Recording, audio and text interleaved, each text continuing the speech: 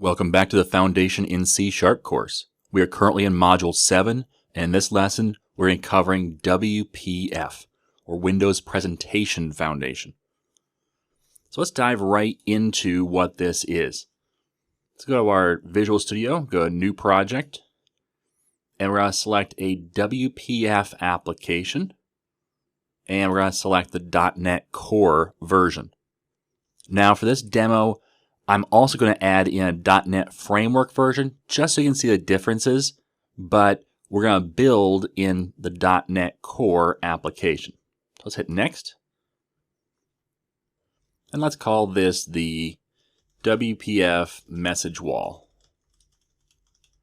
and Message Wall app.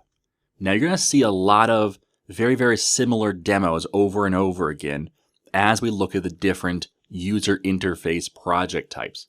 And that's intentional, because I want to show you a direct comparison between the different types. So we're going to show off similar things in a similar manner. I'm going to try and keep that the same. The same thing is true with our homework for our mini projects. We're going to do the same application over and over again. And while you may think, man, that's boring, I want to do something different, what that allows you to do is see a direct comparison between the two and see the differences, and that kind of highlights those differences. If we do different project types, first of all, it's hard to come up with multiple different demo projects that are simple and yet show off something, but also it won't necessarily give you a good comparison between the user interfaces. You might get a bad experience with one user interface just because we do a different project type than another. So this way you get the same thing over and over again, and you get to see the differences highlighted for each different user interface. So it won't be exactly the same, but we're going to do some similar things. Okay, once this gets created, then we're going to add in our .NET Framework project as well. All right, and it's just about done. There we go. Once it's completely restored the NuGet packages, then we can see our window. So if you saw it blinked up really quick there, but it was loading NuGet packages before it could even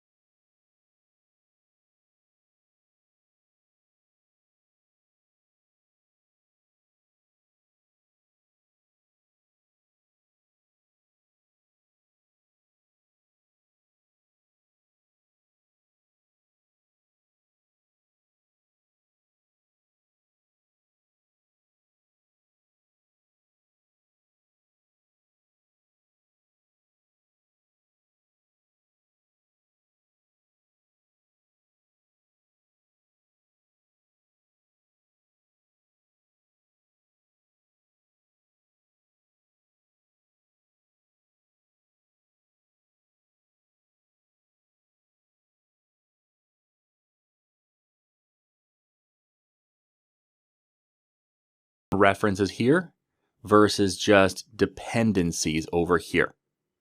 Okay, that's just like we had with the .NET Framework versus .NET Core class library. Besides that, we have an app.config file here where we don't have anything equivalent down in our .NET Core project. Then we have app.xaml window or main window.xaml, which XAML is XAML. That's how you pronounce XAML. And then the .cs file. That's the same as these three right here. So the structure is fairly similar, but we do have that collapse right here of these two project or properties and references into just dependencies, and the properties are on the project itself. And we're missing app.config. In .NET Framework projects, app.config for desktop applications or web.config for web applications is an XML storage place for all of our settings. We don't have that concept in .NET Core, at least not the same way. Instead, If we want to add settings, we can add an appsettings.json file, or we can use a secrets.json file, or we can use everything up through Key Vault in Azure. So there's multiple different settings, places we could store things. And it all depends on us and how we set things up. Whereas with WPF projects, they said, yep, that right there, that's the solution for storing data. And we'll get to use the app.config and the appsettings.json more when we talk about databases in the next course. But for now, we probably won't touch it that much. That's just for settings that you want to be able to change while your application is running. So we'll add those later when we have a database to access. But for right now, we probably won't touch it. So those are the big differences between the WPF project for Framework and the WPF project for .NET Core. We'll stick with the .NET Core version, and let's talk through what this is. So we have here main window.xaml, XAML.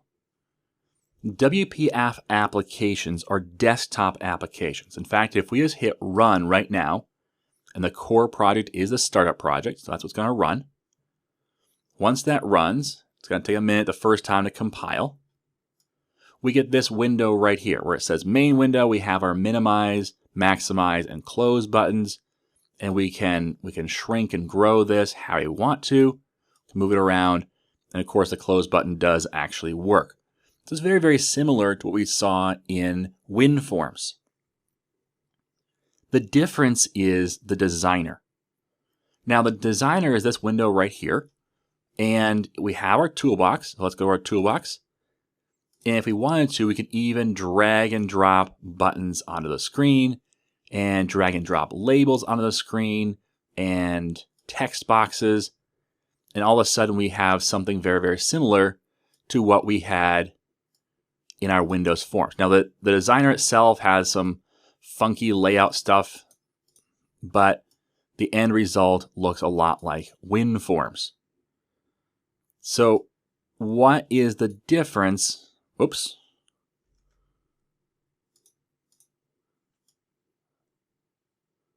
Well, that's hard to work with. It's hard to grab the actual window itself. So what's the difference besides this editor being a little funkier to work with?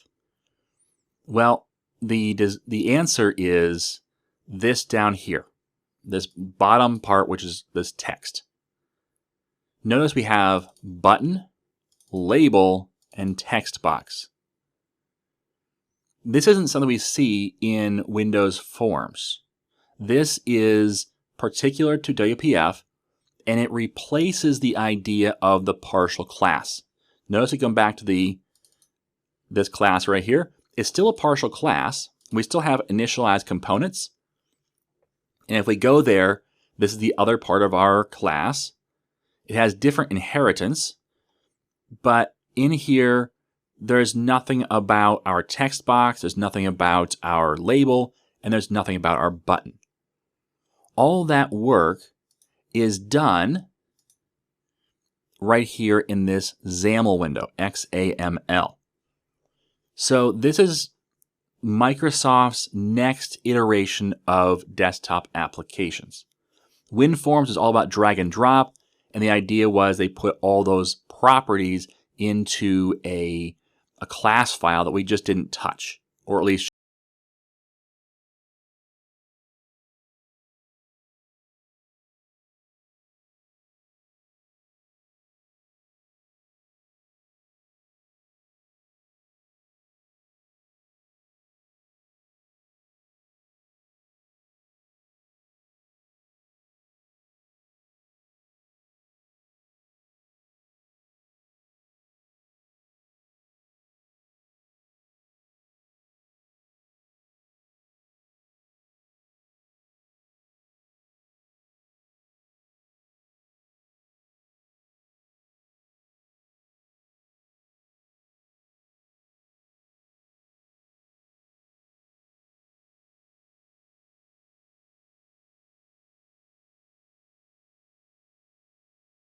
you can identify it because it's got a slash before the name. So grid and slash grid indicates open and close.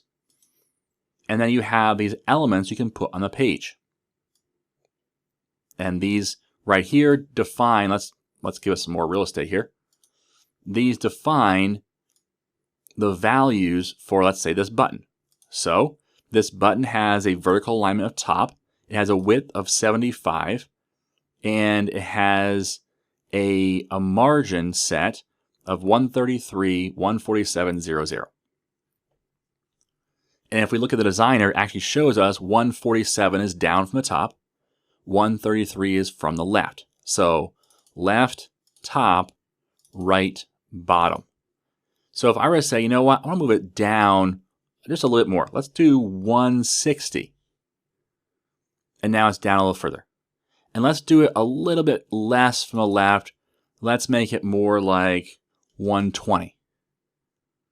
And say, well, but that label up there needs to be aligned to the left as well. Let's line that at 120. And the same thing for text box. And now we know that they're pixel perfect aligned on the left here, because they're all exactly in line. So you can do stuff like that, and it would seem like, that's a nice addition to just dragging things around and saying, well, yep, that looks good, and we're good to go. But here's the deal. You want to transition away from the thought process that comes with Windows Forms. Windows Forms is all about drag and drop onto the screen. That's how you design things. That's how you build things. In WPF, you don't do it that way.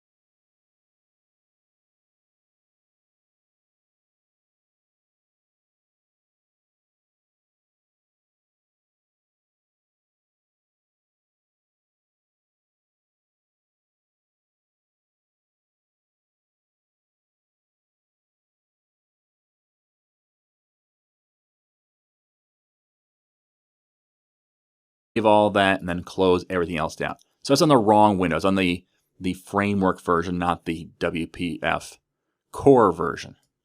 So there we go. So there's my label, my text box, which we can type in, the button we can click, which does nothing right now. But if I expand this form, notice I just get more white space, just like WinForms. If I were to shrink this form too much, it covers up my fields, just like WinForms. Well, WPF was designed better than this. WPF was designed to be flexible, more like a web page, but only if you want it to. Now, a quick spoiler alert, yes, you want it to. So you could do this drag and drop, but I highly encourage you not to, because this introduces technical debt. And what technical debt is it's stuff that right now works, but later you're going to have to pay the bill for it. So if you ever want to come back and read it,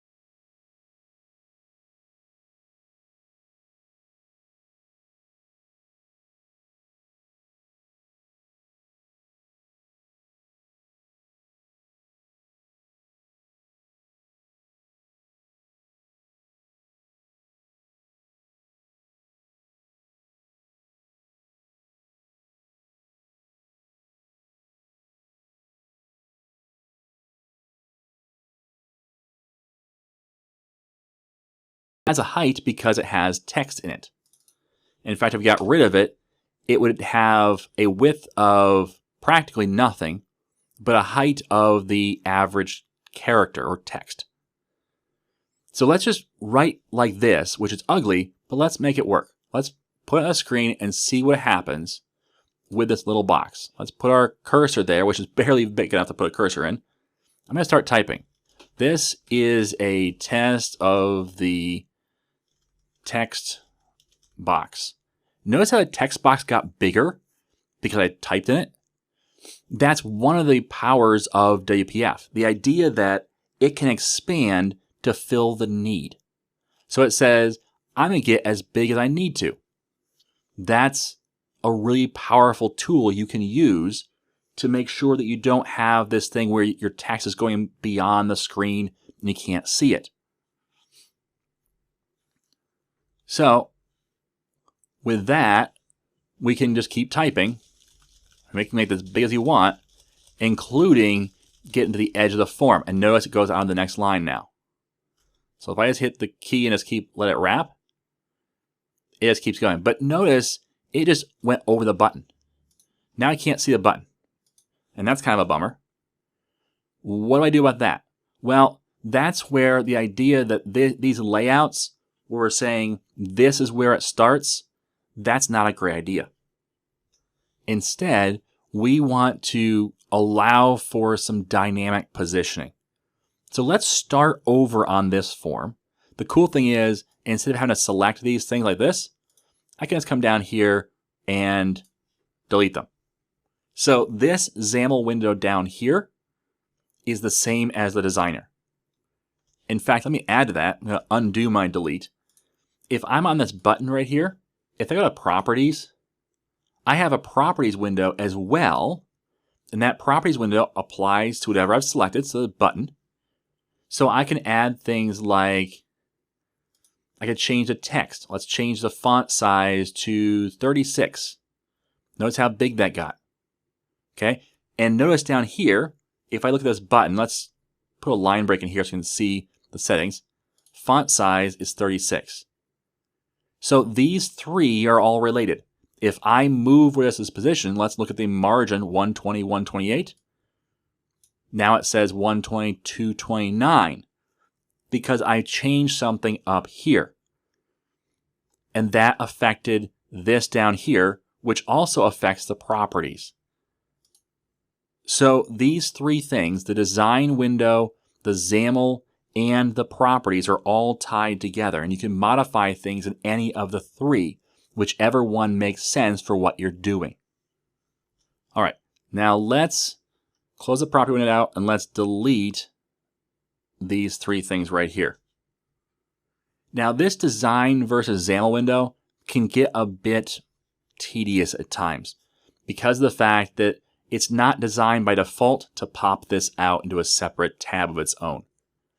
I prefer to put this XAML on one window and my design on another. It's possible, but it doesn't mean that it is easy to do. But do note that you can use this button over here. Let's zoom in. These buttons right here. This one will shrink this window and show you just the designer. I don't think I use that hardly at all. But then this button says horizontal, meaning we're going to have the designer up top in a longer window. We're going to have the XAML in a longer window at the bottom. That's typically the better design surface just because we need a lot of space horizontally for our XAML. We can also do the vertical split, which puts the design window, the design window on the left and the XAML on the right. And you can play around with what works for you and for your situation. And it might even change over time. So right now, it may be better to do this and have this more visible over here.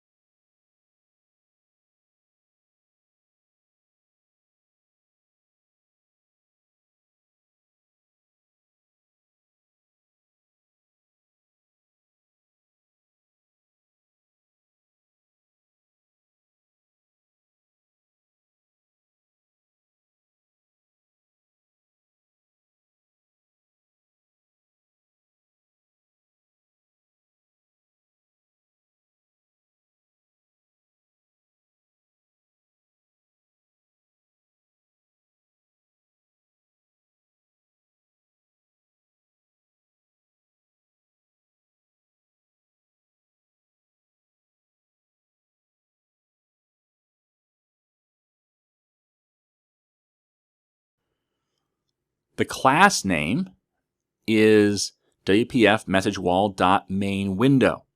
The class name is the code behind. That's this right here, the code behind for our WPF application.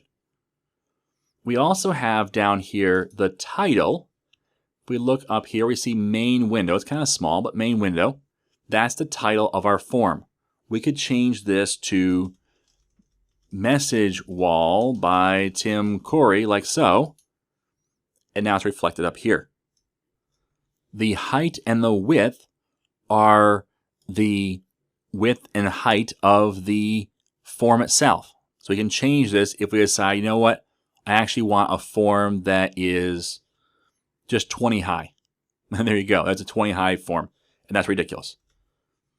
But you can say, you know what, I want my default width to be more like 1,000 because typically screens are 1920 by 1080. Therefore, the width could be up to 1900 or so pixels. So saying 1,000 is not a stretch, maybe even 1,400 or so. The height, same thing. We could say, you know what, I want that to be more like, 800 for the height and give yourself more real estate to work with. Or you can say, you know what, I'm going to leave it like this and let the user decide. Because these forms can grow and expand, grow and shrink based upon what the user requires. That's just the starting height and width. Now inside the window, it can have one item, and that's it, one item. But the item we have is called grid. Now a grid can have multiple items inside of it. So different controls can have items inside them, and some can't. This is another thing that's powerful about WPF, is the idea that we can stack things or nest things inside of other controls and build our own kind of super controls. In this case, we have a grid. Now, what do you think of when you think of grid? Well, you think of rows and columns. But we don't have any rows and columns yet. Let's specify some rows and columns. So I can say grid dot row definitions. And this is where I define my rows. I'm going to create, let's just say, let's do 4 rows. So row definition, inside of the row definitions, we have individual definitions. And a row really has one piece of information, and that's the height. That's the only thing you really need to define on a row. Well, I don't know what the height should be. And that's where WPF really shines. I can say auto. And auto says, use whatever height you need. No more, but whatever height you need, you take it. And I can close this tag and have a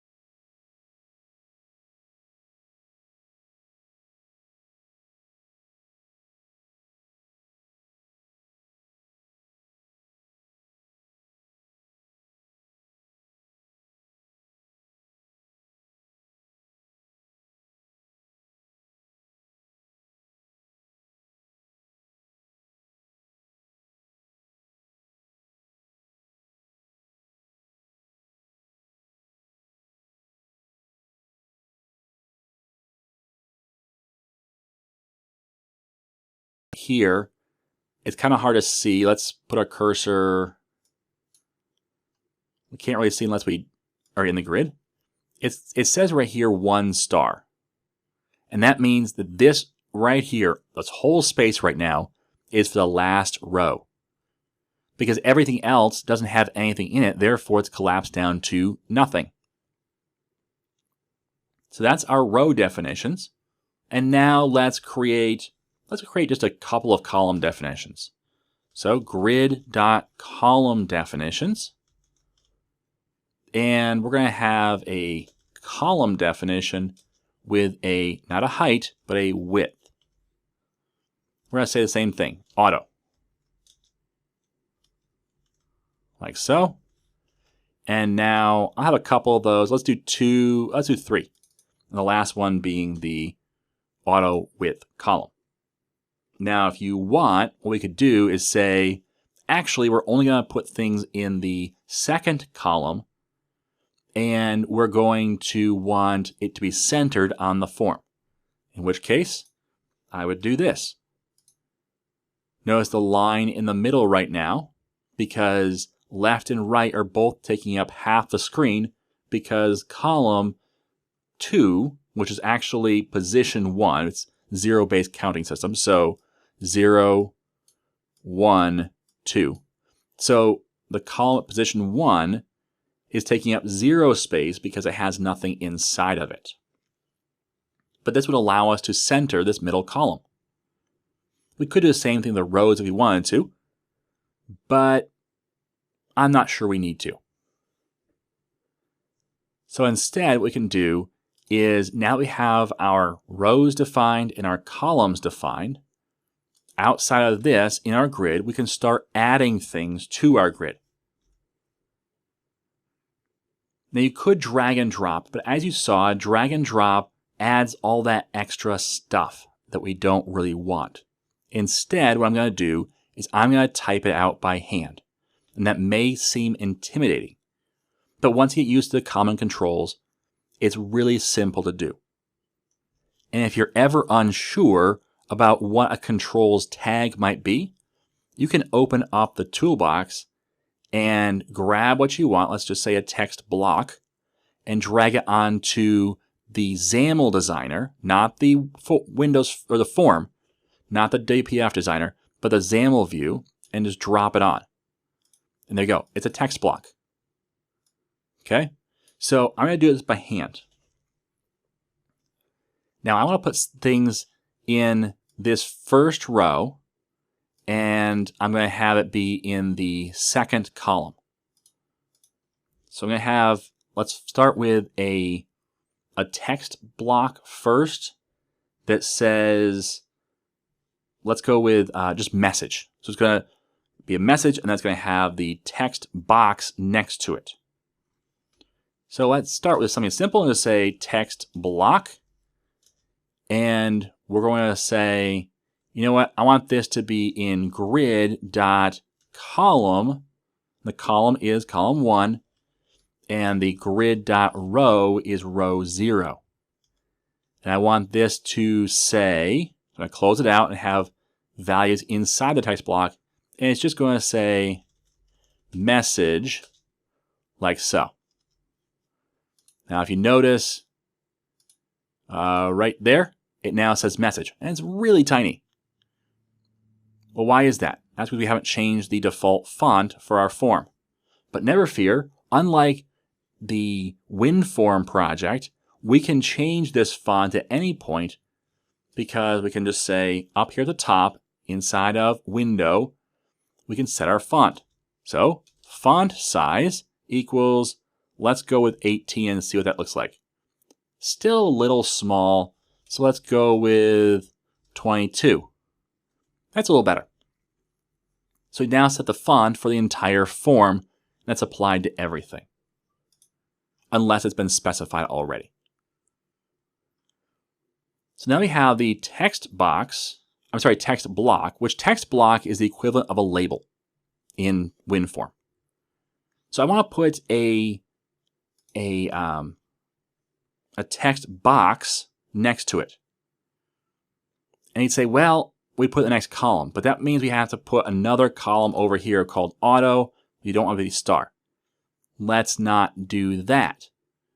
We could put it underneath message, and that would work, but I really want to put it next to message. How would I do that?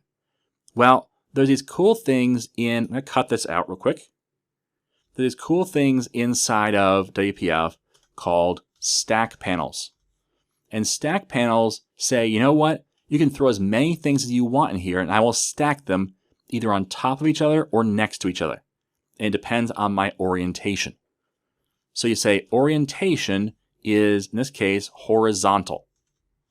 And then inside here, as many things as you want, you can stack. Now don't forget, we have to move the grid column and row out of text block and put it into stack panel. Because the stack panel is the thing that is in the column and the row. Okay, so message, and then we're going to have a text box. That's the thing that we actually put values into. We want to give it a name so we can reference it later. So x:\name.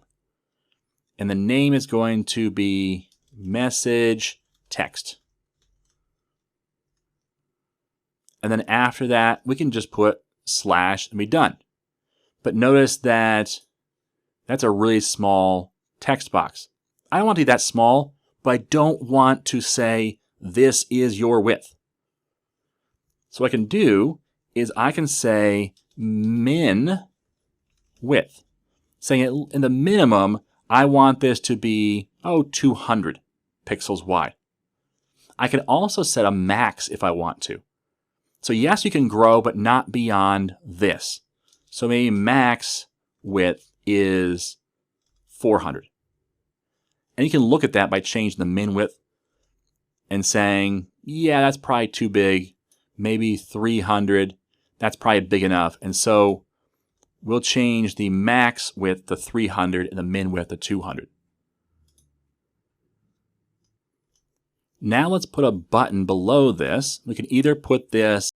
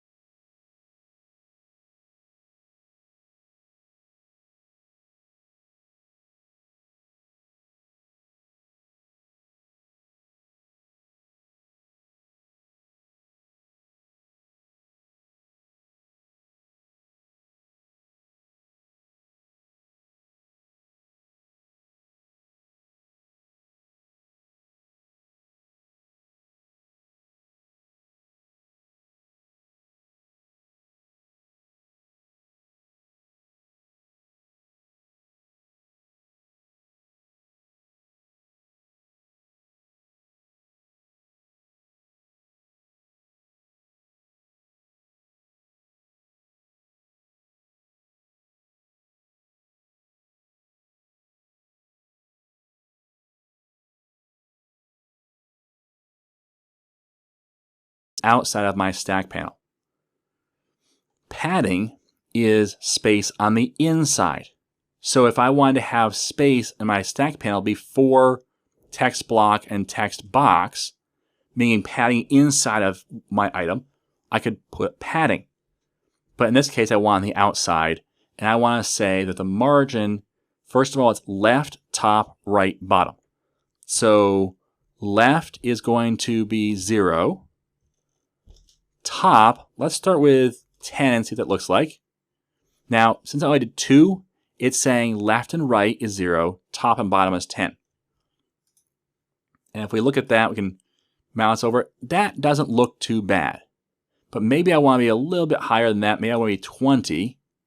That's better for the top, but not the bottom. So let's put 0, 10. And now we've specified all 4 margins. The left and right are 0. The top is going to be 20 pixels, and the bottom is 10 pixels. So that looks good, but now we have a problem where our text box is really close to our message text block. So we can either put a margin on our text block or on our text box. Let's put a margin on our text block. It really doesn't matter. Margin, 0 on the left, 0 up top, 5 on the right, and 0 on the bottom. And now if we look at it, it looks a little better. We have a little more space between the two. Now we can look at our button and say, that's great on left and right, but I really don't like the top and bottom. I wish there was more space between our text and the top of the button and the text and the bottom of the button. Well, that would be padding. It is the inside spacing. So I could say padding, left and right is 0, top and bottom, let's say 5, and now our button is a little bigger. And that looks a little more like what we're looking for. So these little tweaks here, these little styling tweaks, not that hard to do, and you can see visually what's happening and say, yep, I like that, or no, I don't really like that. The cool thing is, now with hot reload, what you can do is if you're running your application, and let's see if we can put this on a screen. So I'm going to run my application, and I am going to, let's see if I can't shrink this window down and pull this over here so you can see. Let's unpin this. And now if I said, man, I like this, but I really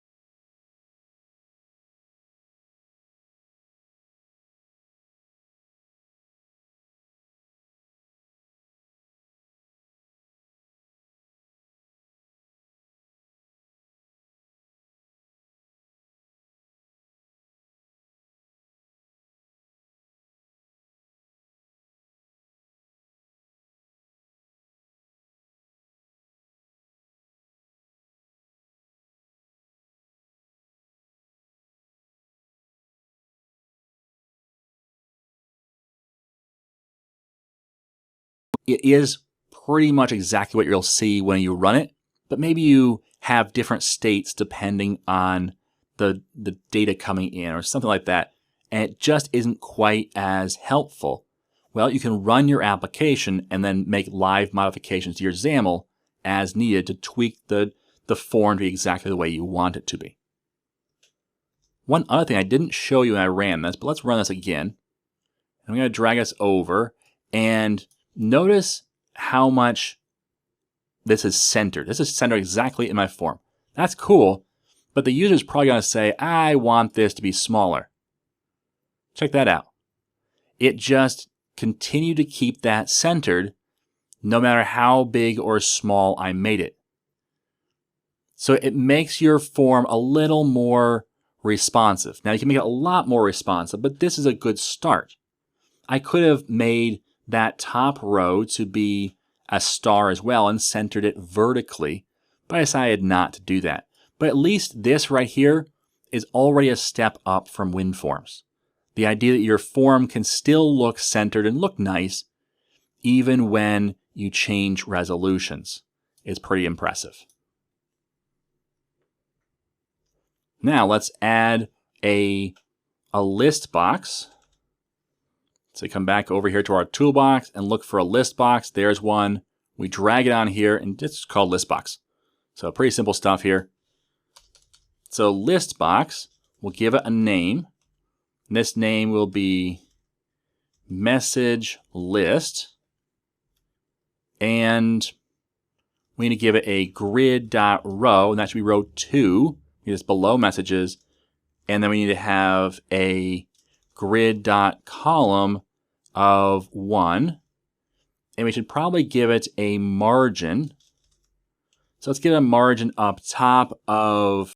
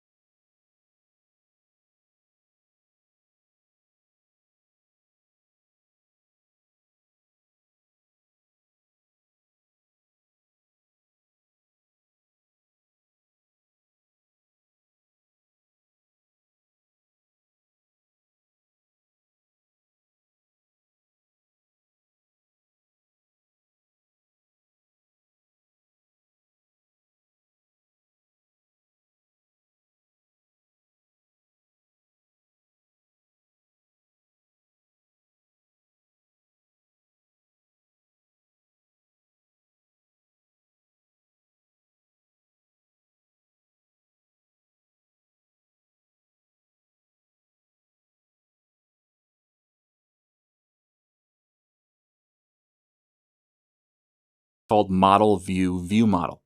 And the idea is a separation of concerns, and data binding is a really big part of that. We're not going to cover that in this course, but we are going to look a little bit at data binding, because this list box right here, we want to populate it with values from somewhere.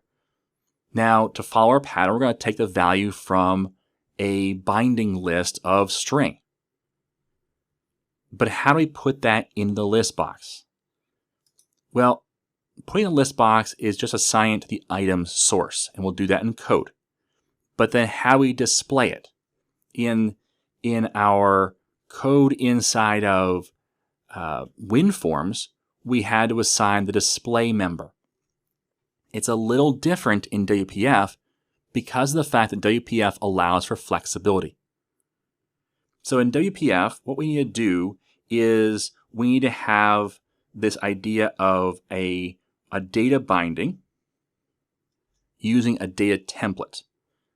So inside of list box, we're going to have an item called a list box dot item template. And the item template is the template for how do you lay out an item in this box. Inside there, we can say, well, this is a data template, meaning we're going to lay out data.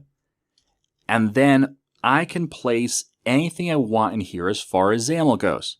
I could have a grid. I could have a stack panel. I could have multiple values. So unlike WinForms, where I have one property that I can pull from, in here, I can pull from multiple properties, and I can even style them differently. So for this, since we only have a string, we really just need a text block.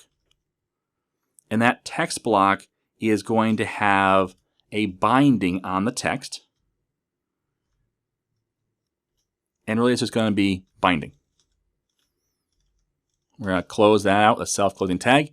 And so the text will be whatever value comes in from the item. Okay? So when we put a list associated with a list box, we take that list, it's going to say, well, for every item, create a text block and put the value in text, and that's it. Now, as we get objects, this become a little more complex as we put multiple text blocks and other things in here. Now, since there's only one item, I just put text block. If you had multiple items, you would need a grid or stack panels or something like that. With a text block, you cannot have multiple items inside data template. You have to use something that can then have multiple items inside of it. But since we have just one item to put in there, we can just put directly text block. Okay, now we have our form kind of set up. Is it hard to understand? Hopefully not, but it is different for sure than WinForms. But it is, hopefully, as you can see, much, much more powerful. So let's go to let's double click on our message, which if I click here, it takes me to my button. And I could double click and add that event, and that's the default click event, but I can also do this. First of all, I can go to the next line. That's no problem.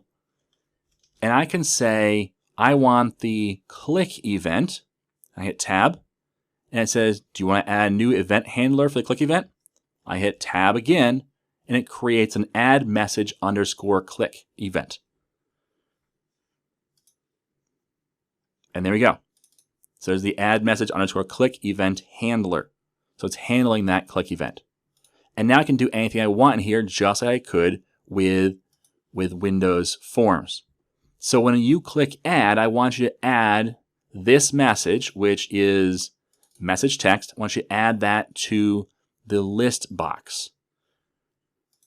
Well, right now we need a list first. So let's create a binding list, which control dot to add using system.componentModel.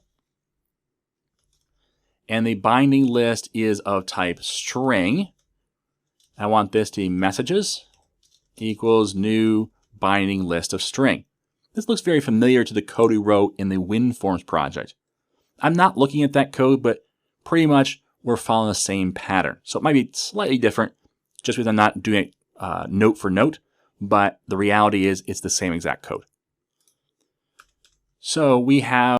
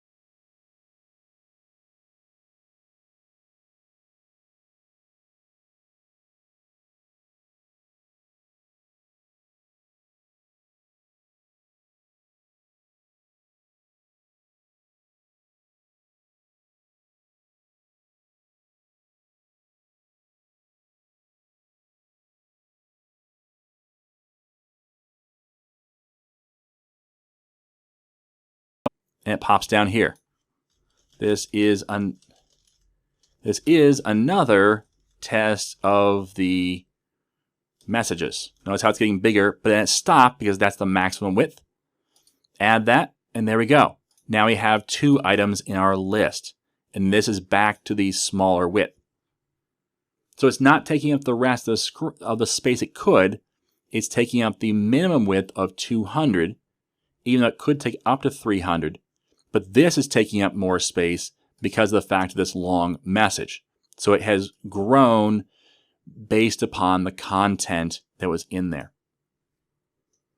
So with a slight modification, that being the item source here, the C# code itself is exactly the same for WPF. The difference is just how we build the user interface, and that's through this XAML code. Now, there's an awful lot of text on the screen in order to design that little form. And one of the complaints I've heard is, man, that's complicated compared to just drag and drop. And yes, that looks much more complicated. Now, it isn't compared to the hidden partial class that WinForms has, and it has a lot more power because these margins, they're flexible. Okay, so if, let's just say if we put this list box on top, it would move the other items down as it got bigger. So it's not going to overwrite it. It's going to move those items down now. Remember when I wrapped text before? So let's put the text wrap back on. Text wrapping equals wrap. So if I do that on my text box, it's going to go to the next line. And let's just see what happens to the button. Remember you overwrote there or hid that button last time before our drag and drop. So if I'm just going to start typing, notice how it moves the button down. So I just keep moving this button down as much as I want because it's saying whatever space you take up is fine. The button goes below that. So those things right there make WPF a much, much more flexible and much, much more powerful language.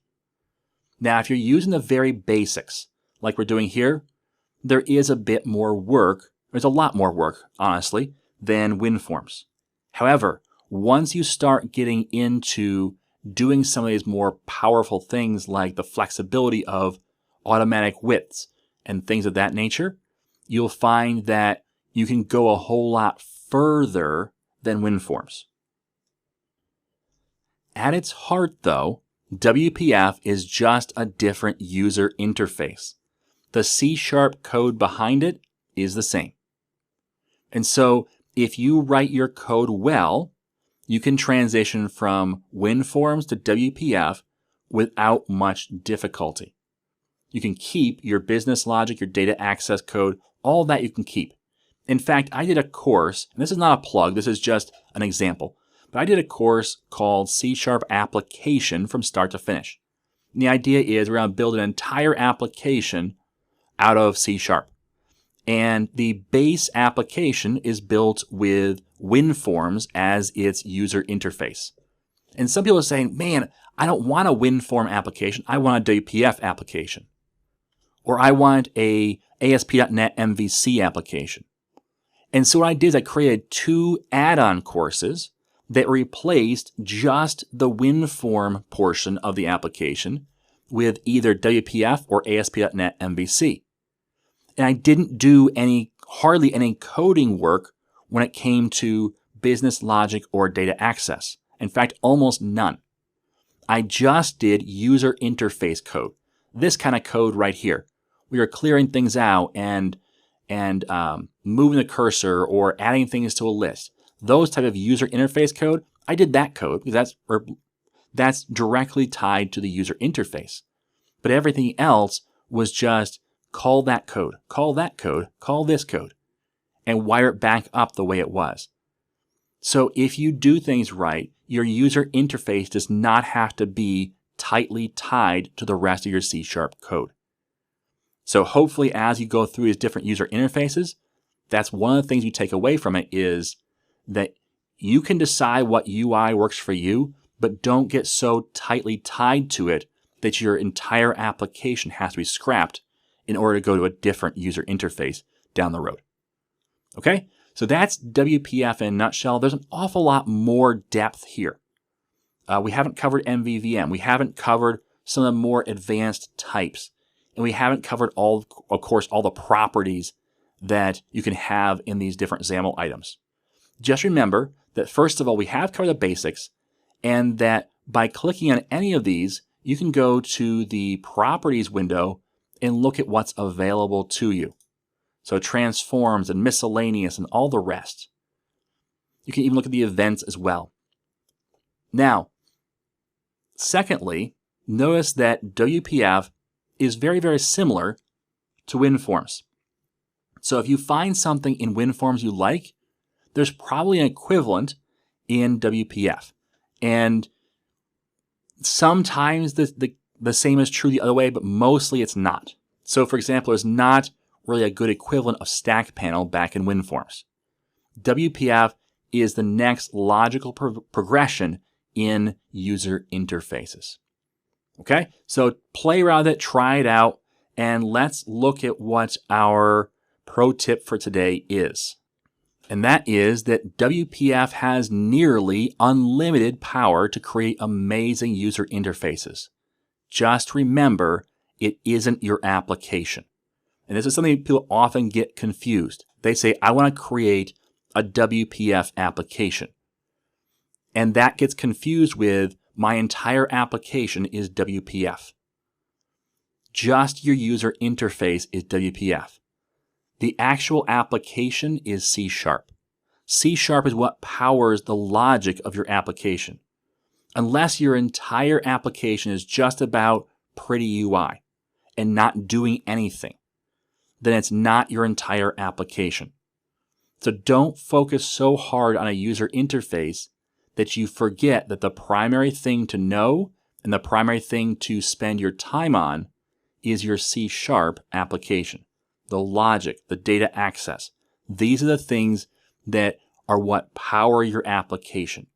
Your application will almost certainly be of no value if it has no data to put on a screen and if it has no idea what to do with the stuff that's on the screen. Okay? So don't focus so much on WPF that you lose track of the fact that you're actually building a C# application. And if you have to spend time somewhere, spend it on your logic rather than just making a pretty UI. Okay, your homework for today is very, very similar to the homework from the first WinForm lesson, and that's build a WPF application that has a simple data entry screen with first and last name fields. Have a button that says, hi, your first name, your last name. So hi, Tim Corey, when pressed. You can either do that in a pop-up window, or you can even do that right on the screen. Try that out. Try the second one out. See if you can put it right on the screen somewhere and how that would work. Once you're done with that homework, come on back for the next lesson where we'll build a mini project with WPF.